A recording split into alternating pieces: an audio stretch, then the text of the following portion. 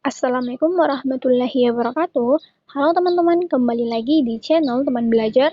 Nah, di video kali ini kita akan membahas soal-soal lanjutan dari subtes pengetahuan kuantitatif. Oke, kita ke soal yang pertama dulu.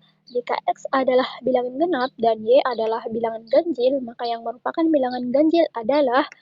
Nah, untuk soal seperti ini tidak membutuhkan suatu rumus tertentu, tapi kita hanya akan mencari nilai X dan Y menggunakan permisalan. Kemudian kita masukkan nilai X dan Y yang telah kita dapatkan tersebut ke masing-masing opsi jawaban yang telah disediakan. Oke, di soal mengatakan X adalah bilangan genap dan Y adalah bilangan ganjil. Berarti kita misalkan X itu sama dengan 2 dan Y itu sama dengan 1. Kemudian nilai X dan Y atau nilai 2 dan 1 ini kita masukkan ke masing-masing opsi jawaban yang telah disediakan. Kita ke opsi yang pertama dulu, atau opsi yang A, X plus Y dikali X min Y. Kita masukkan nilainya, X itu sama dengan 2 ditambah 1, 2 dikurang 1. 2 tambah 1 itu sama dengan 3, 2 kurang 1 itu 1, berarti hasilnya sama dengan 3. Berarti opsi A merupakan bilangan ganjil, maka opsi A adalah opsi yang paling tepat. Jadi tanpa kita mengecek opsi yang lain, kita sudah menemukan bahwa jawabannya adalah yang A.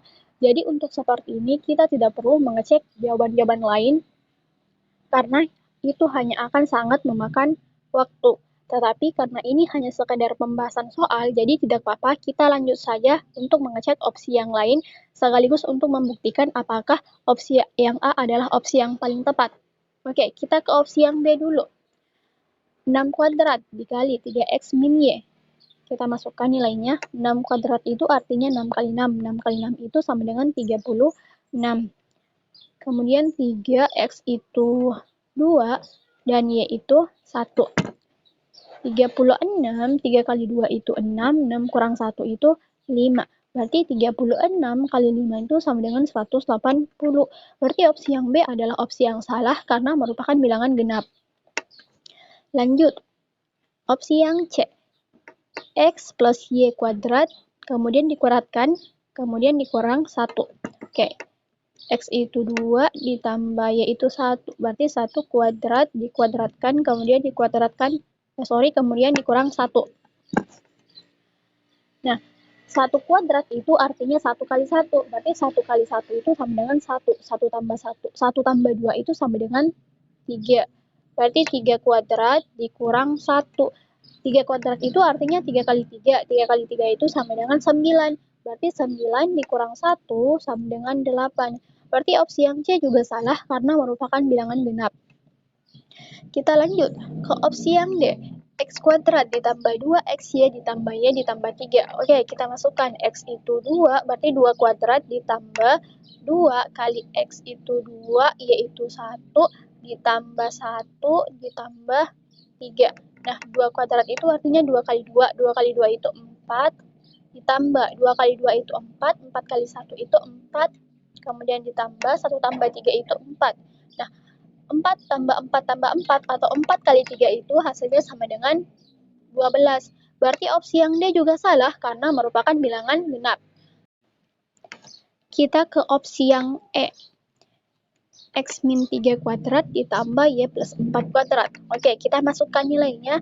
X itu 2, berarti 2 dikurang 3 kuadrat ditambah Y itu 1, berarti 1 ditambah 4, kemudian dikuadratkan.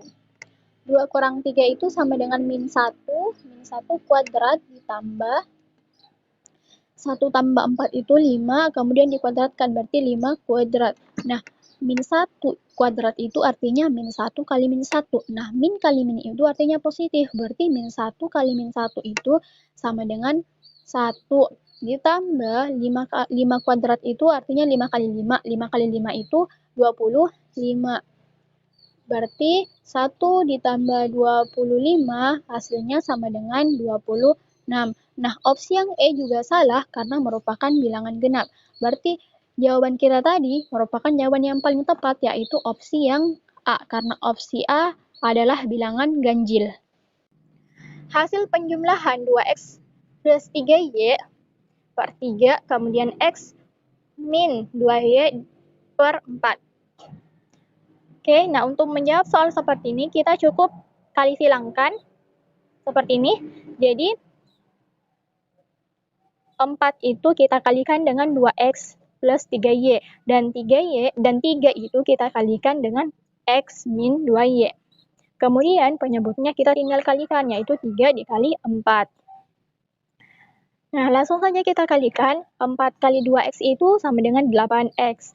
4 dikali 3y itu sama dengan 12y. Kemudian kita turunkan operasinya, yaitu operasi penjumlahan. Kemudian 3 kali x itu sama dengan 3x, kemudian 3 dikali min 2y itu sama dengan min 6y. Nah, penyebutnya kita tinggal kali, 3 kali 4 itu sama dengan 12. Berarti hasilnya yaitu kita samakan, yaitu x dan x, kemudian y dan y. Jadi 8x kita tambah dengan 3x menghasilkan 11x. Kemudian 12y itu dikurang 6y. Jadi hasilnya 6y. Kemudian kita turunkan penyebutnya yaitu 12. Berarti nilainya yaitu 11x ditambah 6y per 12. Nah, berarti opsi yang paling tepat itu adalah opsi yang E. Lanjut. Nah, ini kebalikan dari soal sebelumnya. Soal 9 ini adalah pengurangan, sedangkan soal sebelumnya itu penjumlahan. Nah, untuk menjawab soal ini sama seperti tadi, kita kali silangkan. Jadi, 3 itu kita kalikan dengan 5x plus 3y, kemudian 2 itu kita kalikan dengan 2x min y. Nah, untuk penyebutnya sama seperti tadi, tinggal kita kalikan 2 kali 3. Nah, kita langsung kalikan nih, 3 kali 5x itu sama dengan 15x. Kemudian 3 dikali 3y itu sama dengan 9y. Kemudian kita turunkan operasinya, yaitu operasi pengurangan. Lanjut, 2 dikali 2x itu sama dengan 4x. Dan 2 kali min y itu sama dengan min 2y. Penyebutnya kita tinggal kalikan 2 kali 3 itu sama dengan 6. Nah, langsung sama seperti tadi, untuk mencari hasil akhirnya kita tinggal samakan antara x dan x, kemudian y dan y. Nah, kita tinggal kurangkan nih, 15x kita kurangkan dengan 4x. Hasilnya adalah 11x. Dan 9y yaitu kita operasikan dengan 2y. Nah, di sini 9y itu kita tambah dengan 2y. Kenapa ditambah sedangkan tandanya itu minus? Karena ada 2 minus. Minus yang pertama itu kan adalah pengoperasian dari soal, yaitu pengurangan dari 5x tambah 3y kemudian per 2 dikurang 2x min y per 3. Nah, sedangkan 2y ini adalah minus dari 2y. Jadi, min ketemu min itu hasilnya akan positif. Jadi kita tambahkan 9y, kita tambahkan dengan 2y sama dengan 11y. Nah, untuk penyebutnya kita turunkan. Jadi hasil akhirnya yaitu 11x ditambah 11y per 6. Nah, opsi yang paling tepat adalah opsi yang B. Oke, kita lanjut ke soal selanjutnya. Soal nomor 10. Rata-rata nilai ulangan 5 siswa adalah 70 dengan median 71 dan modus 74. Semua nilai ulangan merupakan bilangan asli. Manakah hubungan yang benar antara kuantitas P dan Q berikut berdasarkan informasi yang diberikan? Nah, nilai Q-nya sudah ada, yaitu 14, dan kita diminta untuk mencari nilai P, yaitu jangkauan nilai ulangan siswa. Oke, langsung saja kita ke pembahasannya. Nah, kita misalkan nilai 5 ulangan siswa secara berurutan adalah A, B, C, D, dan E. Nah, dari 5 nilai ini kita diminta untuk mencari jangkauannya. Nah, jangkauan itu apa sih? Jangkauan itu artinya nilai yang tertinggi dikurang nilai yang terendah. Jadi, jika kita lihat dari nilai ini, kita bisa mencari jangkauannya dengan rumus J sama dengan E, yang mana E merupakan nilai yang tertinggi, kemudian kita kurang dengan A, yang mana A merupakan nilai yang terendah. Berarti kita akan mencari nilai E dan A untuk menentukan jangkauannya. Oke, kita ke rata-rata dulu. Nah, untuk mencari rata-rata, kita bisa tambahkan semua nilai, yaitu A tambah B tambah C tambah D tambah E. Kemudian kita bagi dengan 5. Kenapa dibagi 5? Karena ada 5 nilai ulangan siswa. Nah, ternyata di soal rata-ratanya sudah ditentukan, yaitu 70. Berarti kita tinggal tulis rata-ratanya itu sama dengan 70. Kemudian mediannya 71. Nah, median itu apa sih? Median itu artinya nilai tengah. Jadi jika kita lihat dari 5 nilai ulangan siswa ini, nilai tengahnya adalah yang C, karena nilai C berada di tengah-tengah. Berarti kita tinggal tulis nilai C itu sama dengan 71. Kemudian modus. Modus itu apa sih? Modus itu artinya nilai yang sering muncul, dalam artian nilai yang muncul 2 kali atau lebih. Nah, modusnya itu 74, artinya nilainya lebih tinggi dari nilai tengah. Berarti pasti nilainya ada di nilai D dan E, karena nilai D dan E merupakan nilai yang tertinggi. Dan tidak mungkin modusnya juga berada di antara A atau B, karena nilai modus yaitu 74 pasti akan lebih tinggi daripada nilai C, yaitu nilai tengah. Sedangkan jika kita masukkan modus ke nilai A dan B, maka itu tidak akan berurutan. Karena nilai A dan B ini sudah pasti lebih rendah daripada nilai C, D, dan E. Oke, berarti kita sudah menemukan 3 nilai, yaitu nilai C, D, dan E. Berarti kita tinggal mencari nilai A dan B. Nah, nilai A tambah B itu kita bisa cari dengan kita kali 70 dikali 5, kemudian dikurang 219. Nah, 219 ini didapatkan dari penjumlahan dari 3 nilai yang telah didapatkan, yaitu 71 tambah 74 tambah 74. Berarti tinggal kita operasikan 70 kali 5 itu 350, kemudian dikurang 219, menghasilkan nilainya 131. Jadi nilai A ditambah B itu sama dengan 131. Tapi kita belum bisa menentukan secara pasti berapa nilai A dan berapa nilai B. Tetapi yang pasti nilai A itu lebih kecil daripada nilai B. Nah, karena di sini sudah ditentukan bahwa A tambah B itu sama dengan 131, berarti 131 kita bagi 2. Kenapa dibagi 2? Karena ada 2 nilai, yaitu nilai A dan B. 131 dibagi 2 itu hasilnya 65,5. Nah, berarti ada kemungkinan nilai A itu sama dengan 65,5 dan nilai B itu juga 65,5, karena 65,5 ditambah 65,5 itu menghasilkan 131. Tetapi apakah mungkin jika nilai A dan B ini sama, sedangkan ketentuannya nilai A itu pasti lebih kecil daripada nilai B? Berarti nilai 65,5 ini di nilai A dan B sudah pasti salah. Jadi untuk menentukan nilai A dan B itu kita cari kemungkinannya dengan cara nilai A kita bulatkan ke bawah dan nilai B kita bulatkan ke atas. Nilai A kita bulatkan ke bawah, 65,5 dibulatkan ke bawah menjadi 65. Kemudian nilai B kita bulatkan ke atas, 65,5 dibulatkan ke atas menjadi 66. Nah, jika nilainya seperti ini artinya sudah sesuai, yang mana nilai A itu lebih kecil daripada nilai B. Nah, kita sudah bisa menentukan bahwa nilai maksimal atau nilai yang paling tinggi dari A itu adalah 65. Sedangkan nilai yang paling rendah atau nilai minimal dari nilai B itu adalah 66. Tapi kita fokus ke nilai A karena kita mau mencari nilai A atau nilai terendah. Nah, kita tulis bentuk matematikanya dulu. Nilai A itu lebih kecil atau sama dengan 65.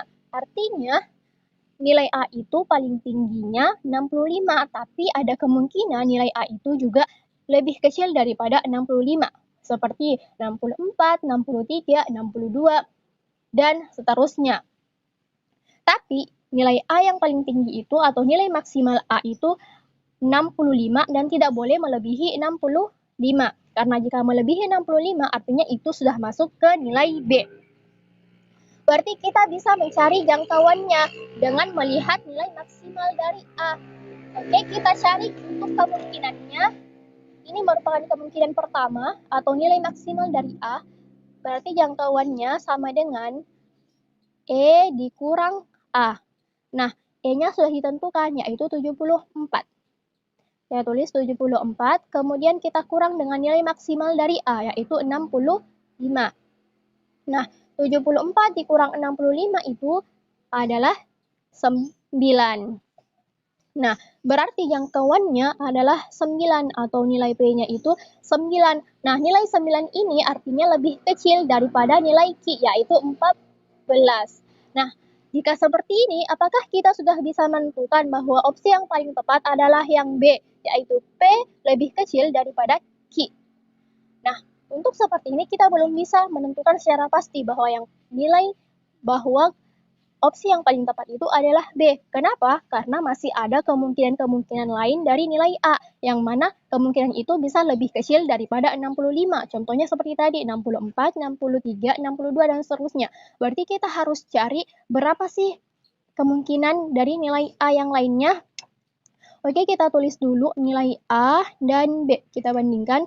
Jika nilai A-nya 65, artinya nilai B-nya 66. Jika nilai A-nya 64, artinya nilai B-nya itu 67. Jika nilai A-nya 63, artinya nilai B-nya itu 68. Nah, jika nilai A-nya 62, artinya nilai B-nya 69. Jika nilai A-nya 61, artinya nilai B-nya itu 70. Nah, jika nilai A-nya 59, nilai B-nya itu 71.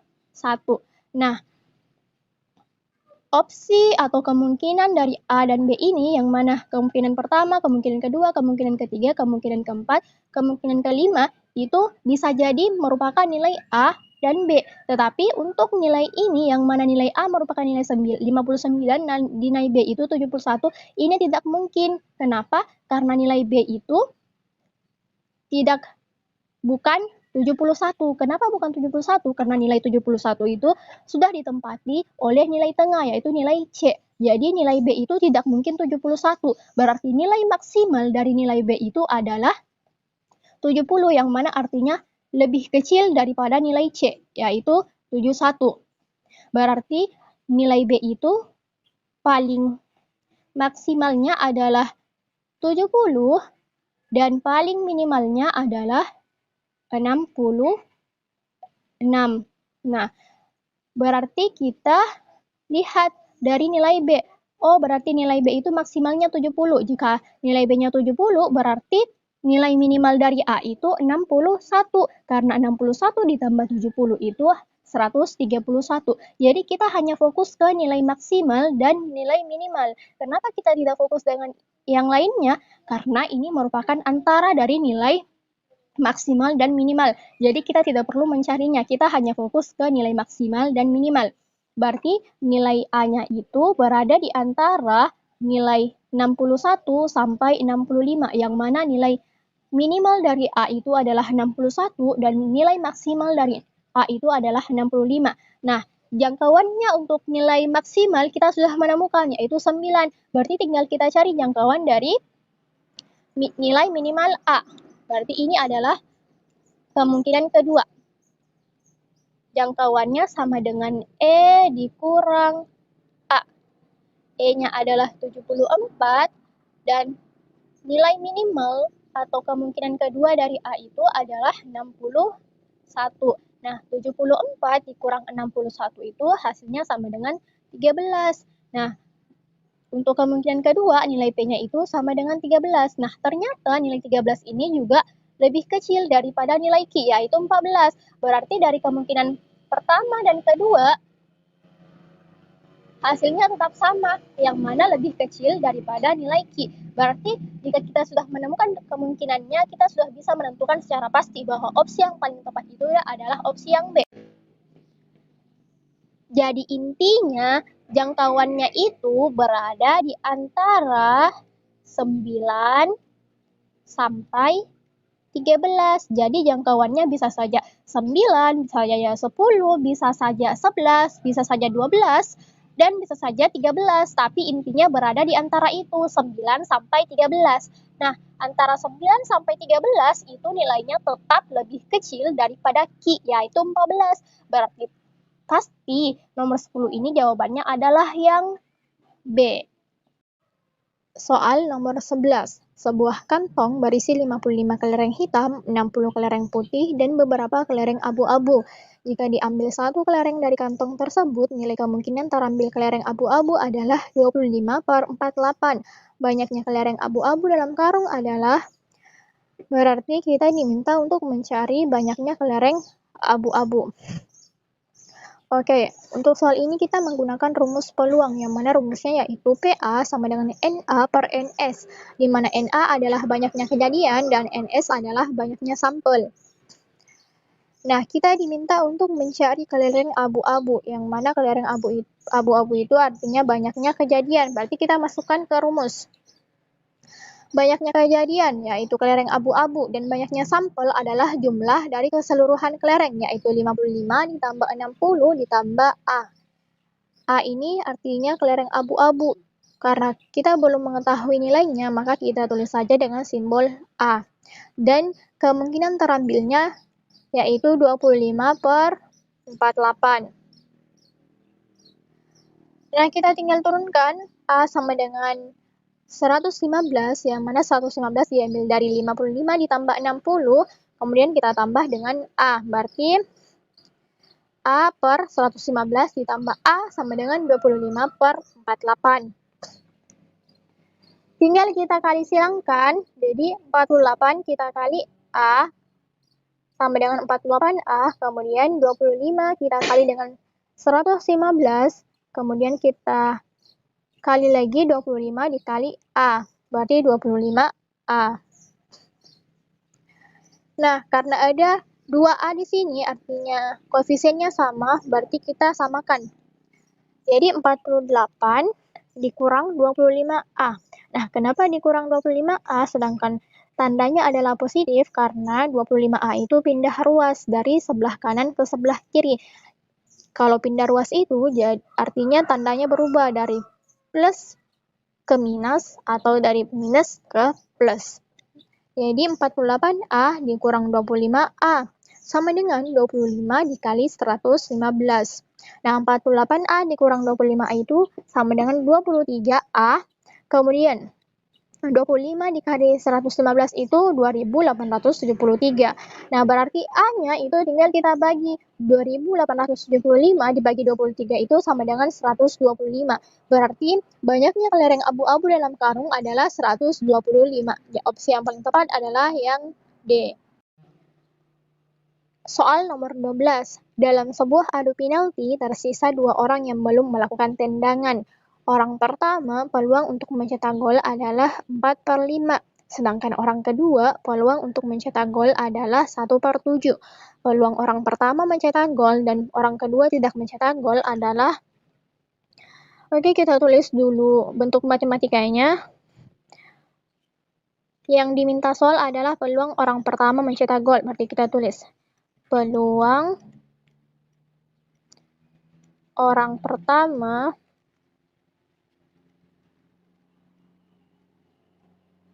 gol itu sama dengan 4/5. Peluang orang kedua tidak mencetak gol. Berarti kita diminta untuk mencari peluang orang kedua tidak mencetak gol. Sedangkan yang diketahui peluang orang kedua mencetak gol yaitu 1/7. Nah, untuk mencari peluang orang kedua tidak mencetak gol, kita tinggal kurangkan yaitu 7/7 dikurang 1/7 sama dengan 7 kurang 1 itu 6, berarti penyebutnya sama yaitu 7. Jadi berarti peluang orang kedua gol itu, peluang orang kedua tidak mencetak gol itu adalah 6/7. Nah, kenapa 7/7 dikurang 1/7? 7/7 itu kan artinya 1.